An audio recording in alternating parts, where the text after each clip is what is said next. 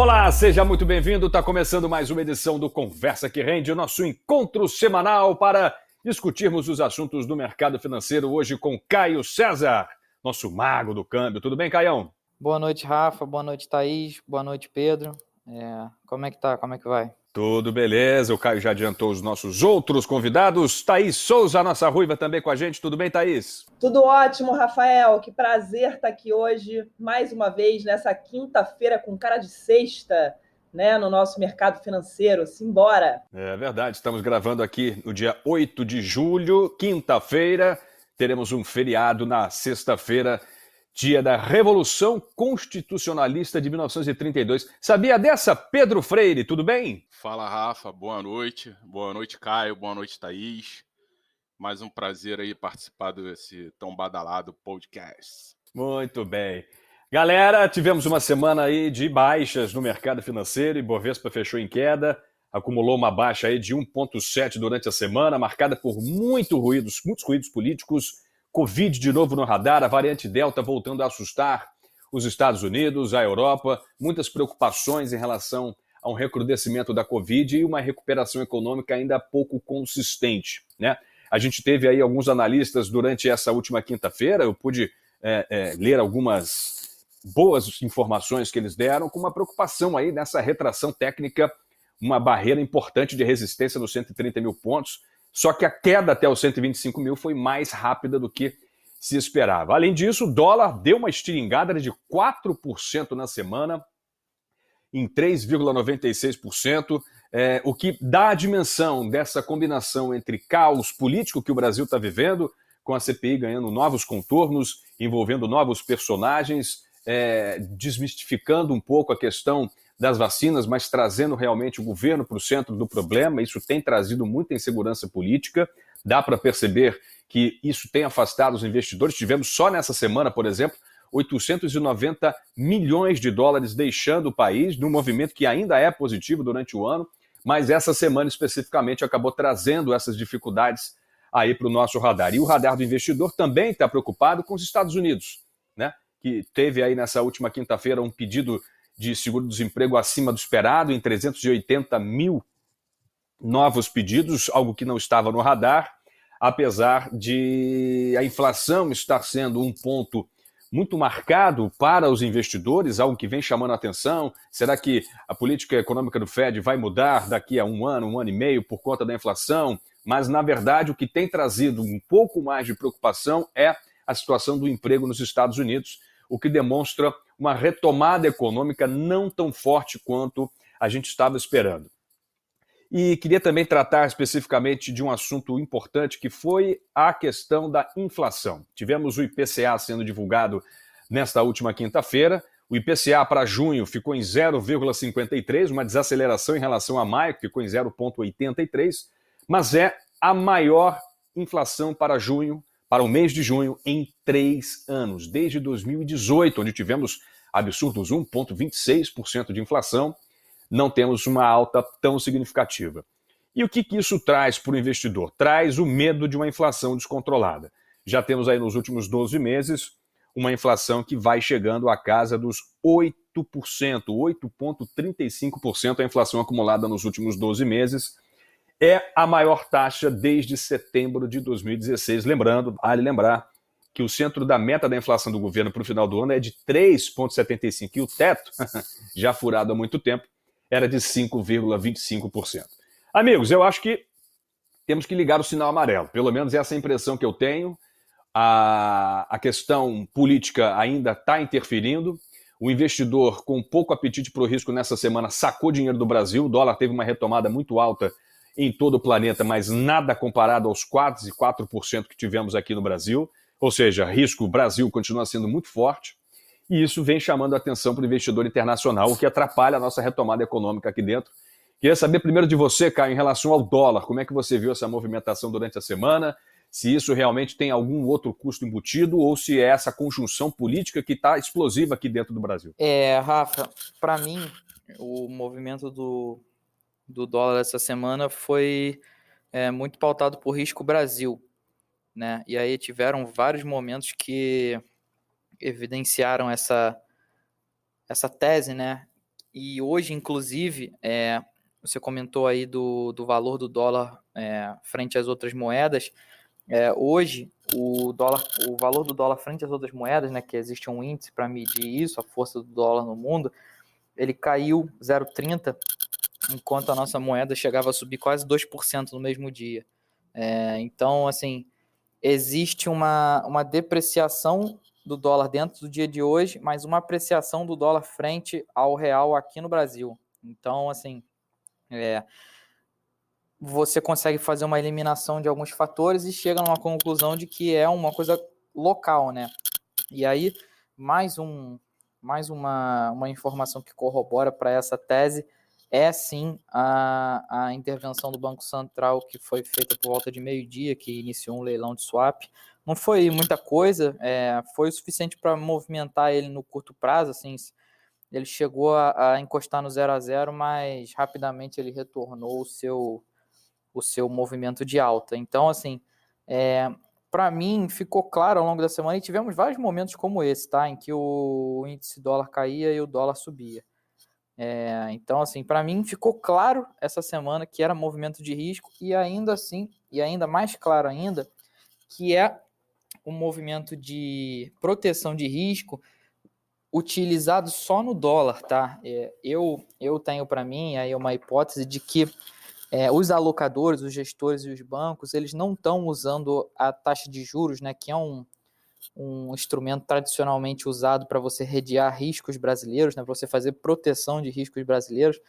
A taxa de juros quase não se moveu, tá? Na verdade, a taxa de juros futura, né, quase não se moveu essa semana. Teve dias que ela subiu 1%, teve dias que ela caiu 1%, mas assim, em questões gerais, não teve um movimento tão abundante, não teve um movimento tão rápido quanto o movimento do dólar. E aí, na minha opinião, essa questão é porque, assim, para fazer uma proteção para quem está no Brasil, de risco Brasil, você teria que comprar taxa de juros, né? Porque taxa de juros subir quer dizer que, enfim, a gente vai enfrentar algum problema ou alguma coisa. Mas você não teve uma alta expressiva nesses instrumentos, enquanto você tinha uma alta muito grande, às vezes 1,5%, 2% no dólar.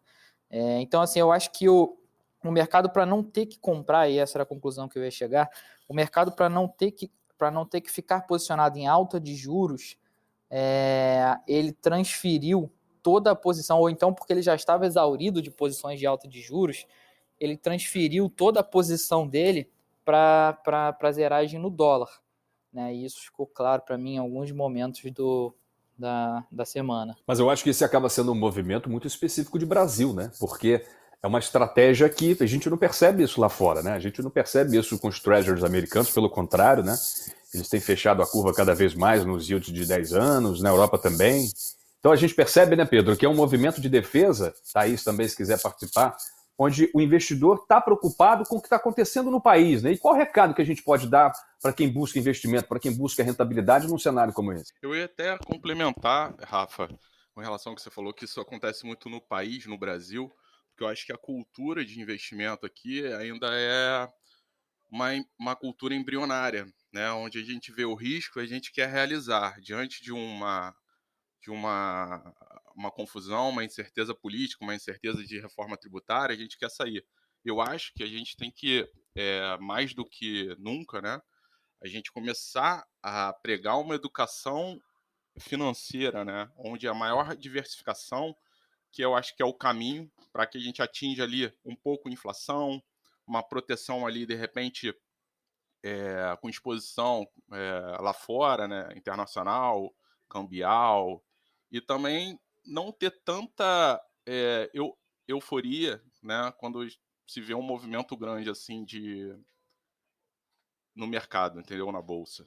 Eu tendo a concordar com você, mas assim, é fato, né? A Bolsa Brasileira é uma das bolsas mais especulativas do planeta, né? O couro come aqui de uma maneira impressionante. Não é para amador, não. Mas o que a gente percebe, Thaís, é um movimento muito do estrangeiro mesmo, né? Olhando para cá de uma maneira meio torcida, com o nariz um pouco virado. Sim, é verdade, Rafael. E é lógico que a gente vive aí um momento de instabilidade, né, política, enfim, econômica, como vocês colocaram aqui, e muito bem colocado, né, no podcast. Mas o que eu vi, sinceramente, nessa semana, né, pelo menos por parte do investidor brasileiro, tá, não foi uma aversão a risco, e sim um apetite ao risco, sabe? Eu acho que da mesma forma em que o brasileiro ele ainda está aprendendo, né, a se interessar e até tolerar essas instabilidades, né, do mercado. Por outro lado, assim, eu vejo os brasileiros extremamente interessados em assumir mais risco em suas carteiras, apesar de todas essas notícias, né, de possível taxação aí com a reforma, enfim. Hoje a gente teve o encerramento das reservas, né, para o IPO da Smart Fit, e a procura foi imensa, sabe? As pessoas se interessaram, as pessoas querem participar. Bom, pelo menos essa é a visão que eu tive aqui durante essa semana no meu dia a dia, tá? Eu não sei se os meus colegas compartilham isso, mas eu acho um excelente sinal. Então, desculpa até te cortar, Thaís, né? Ruiva das finanças, mais do que nunca, ela prioriza sempre a educação financeira. Eu acho que isso é realmente importante a gente bater nessa tecla, que não basta só esse apetite ao risco, mas essa cultura de que não tem que se manter na posição e não vender no movimento de mercado, que é aquele fluxo, né? O mercado tem um ciclo, então, em horas ele vai estar em baixa e horas ele vai subir, né? Nunca é uma alta infinita, né? Como alguns dizem por aí. Essa maturidade do investidor, eu acho que ela vem com o tempo, né? A gente teve em 2020, 2021, a maior entrada de investidores de varejo da história da Bolsa Brasileira. A gente tem aí uma sequência de IPOs imensa, com empresas de tecnologia passando a participar cada vez mais do portfólio de empresas da B3, né? Então a gente tem uma participação maior do investidor, mas na minha opinião, esse aspecto mais macro é que está fazendo com que o driver da Bolsa funcione, né? Por mais que a gente tenha um otimismo do investidor de varejo, a gente tem aí um apetite pelo risco, e a Thaís está correta. O meu sentimento na ponta, né, conversando com o investidor, é esse também.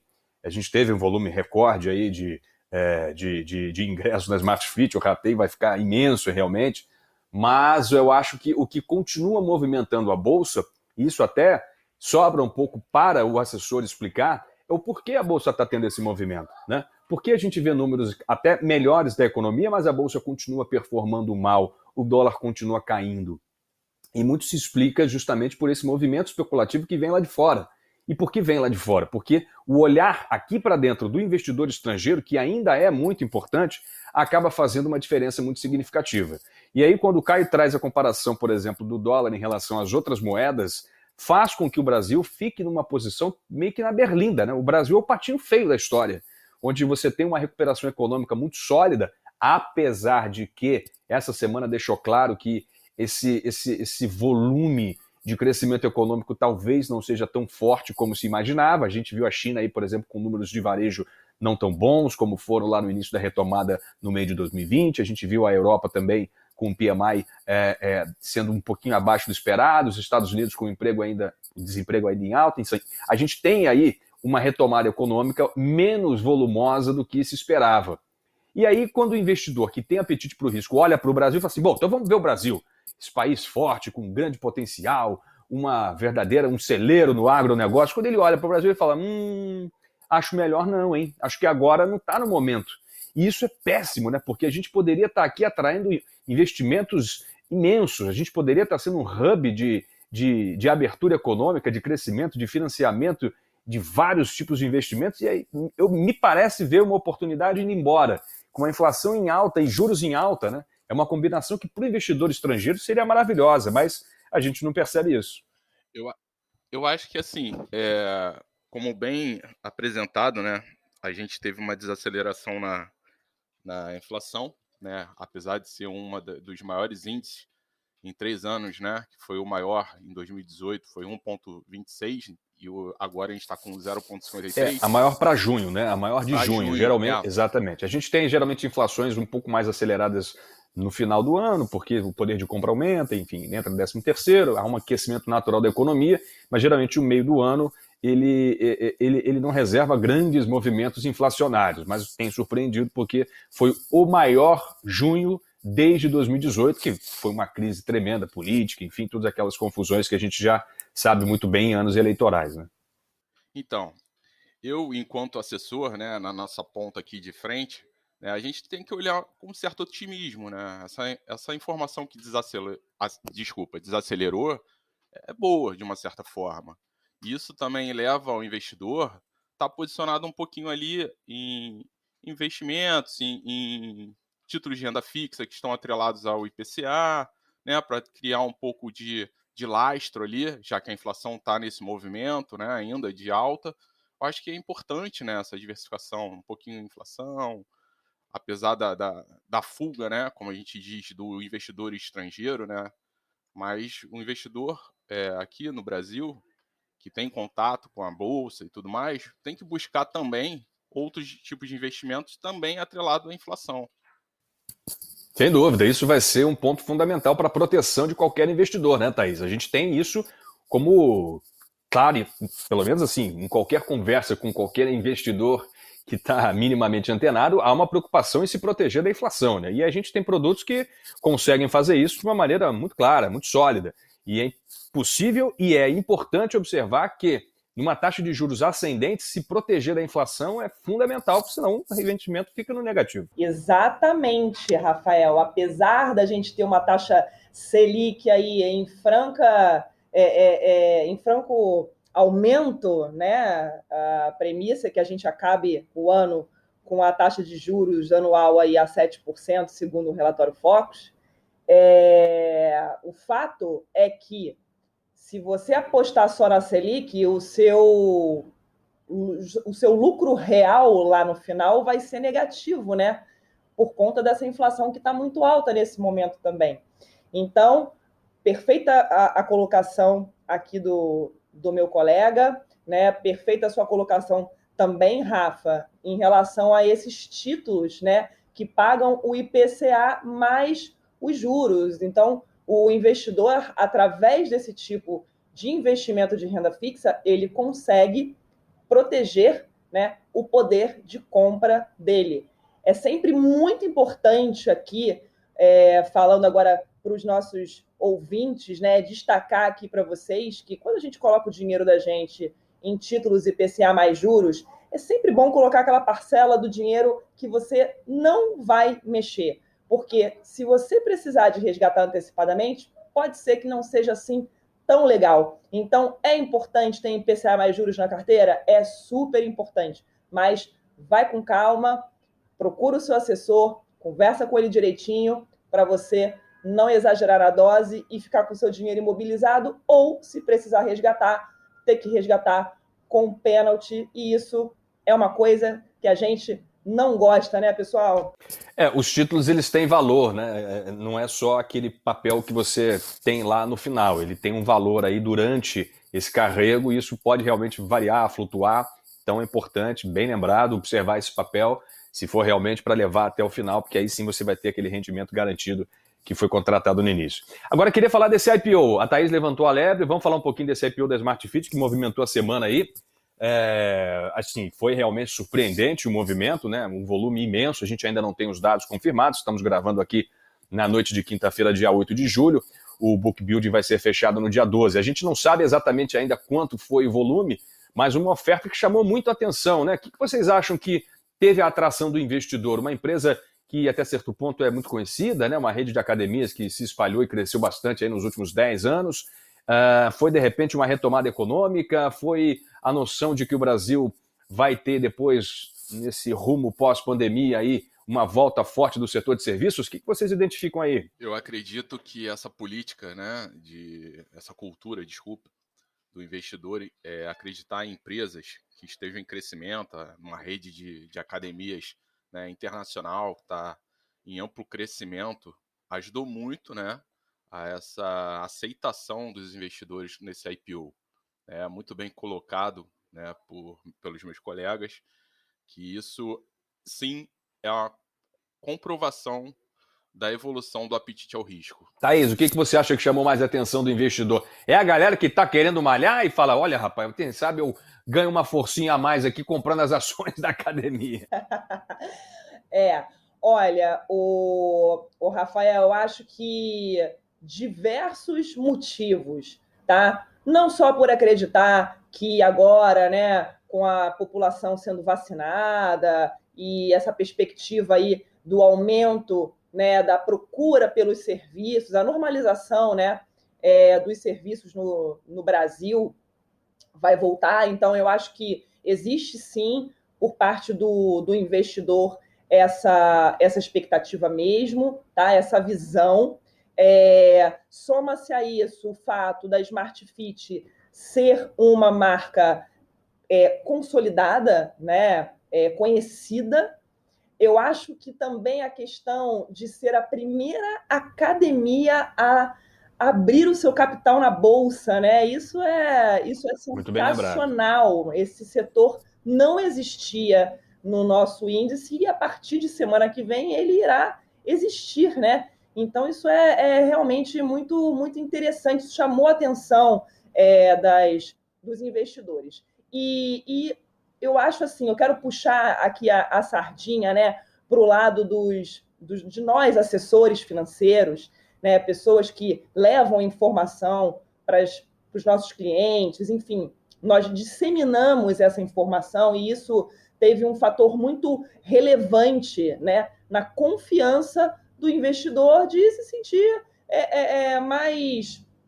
mais interessado em participar desse... Mais confiante, mais à vontade, né? Mais confiante, mais à vontade. Então, eu acho que o assessor financeiro ele tem um papel fundamental também nesse interesse, né? Agora, é óbvio que existe aí o viés especulativo, né? Que muitos esperam nesse IPO de semana que vem. E bom, segue cenas dos próximos capítulos, né? Eu tenho meus palpites aqui de como será, mas não podemos dar muita pinta aqui. Não pode.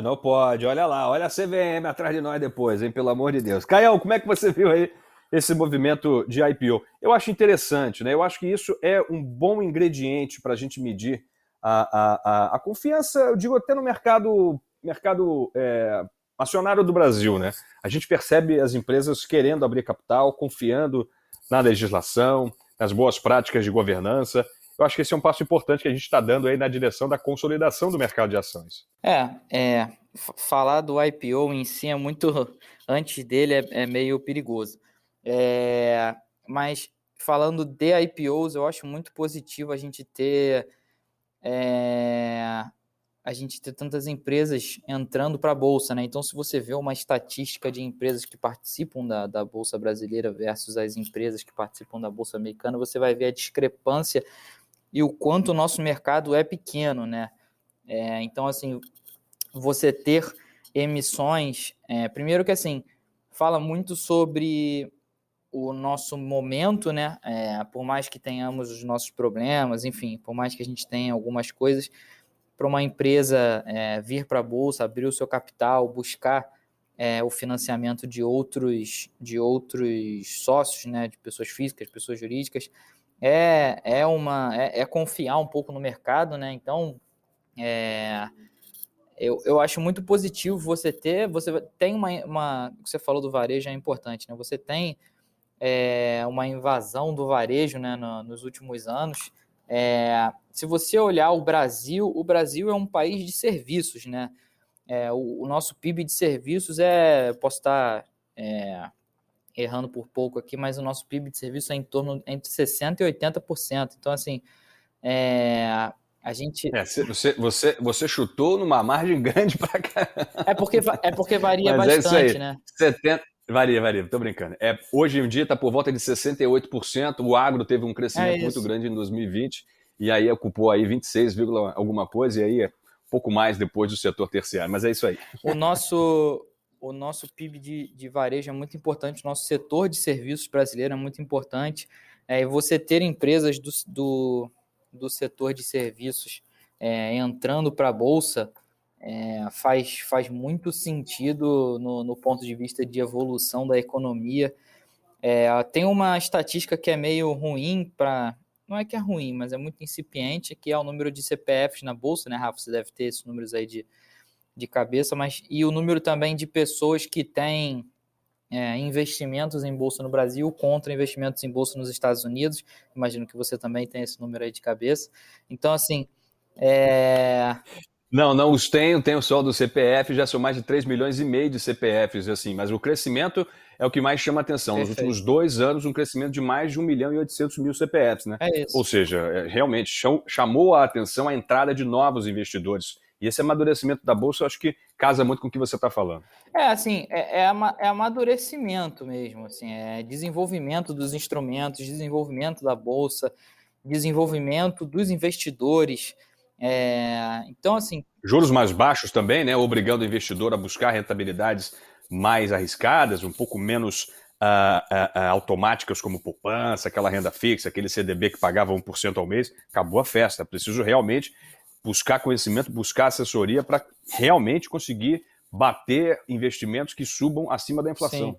E eu acho que a gente vai convergir para esse cenário, né? Um cenário mais ocidental no sentido, né? Então, assim, termos pessoas físicas com mais dinheiro em bolsa, e não só isso, mas pessoas físicas que entendem o risco de ter dinheiro em bolsa e não, assim, entendem o risco, mas não vivem do risco, né? Ou não se deixam levar quando ele surge, porque o risco, ele vai, assim, as variações elas vão acontecer, não adianta, assim, você pode achar que você vai comprar a ação, ela só vai subir, não vai acontecer, né? Você pode acertar um topo histórico, enfim, um fundo histórico e carregar a ação até o topo histórico, mas mesmo assim ela vai ter um momento ruim no meio do caminho, enfim, então, assim, o risco ele vai surgir, mas a gente ter essa maturidade com relação ao risco é muito importante, e aí você vê essas evoluções de IPOs no geral, né? E a Thaís chamou a atenção para uma coisa interessante, que é a primeira empresa do ramo de, digamos, de qualidade de vida, né, de wellness, para entrar na Bolsa. Eu acho que isso pode inaugurar aí um novo segmento, um segmento de empresas que buscam consolidação, que talvez se encorajam um pouco mais em abrir o seu capital, e com isso, assim, por que tentar explicar rapidamente para quem está ouvindo a gente, por que é bacana esse movimento das empresas entrarem na Bolsa? Porque para você ser listada na B3, para você poder ter as suas ações negociadas, é preciso seguir uma série de práticas e regulamentações que fazem com que as empresas melhorem as suas práticas de governança, sejam mais claras em relação aos seus balanços, às suas questões fiscais, tributárias. Então isso tudo melhora o ambiente de negócios do Brasil, faz com que as empresas brasileiras sejam vistas como mais saudáveis, mais responsáveis do ponto de vista da governança, responsabilidade fiscal. Então isso tudo traz um ambiente muito bom para os negócios, né? E quando a gente vê o investidor pessoa física colocando dinheiro nessas empresas, movimenta a economia do país. A gente não tem o ataque especulativo de fundos lá de fora comprando ou adquirindo ou investindo em empresas. Fundos que podem da noite para o dia tirar esse dinheiro. Não. O que a gente imagina é que esse investidor que está entrando na Bolsa tem uma perspectiva de, claro, assumir riscos controlados, mas riscos que visam o longo prazo.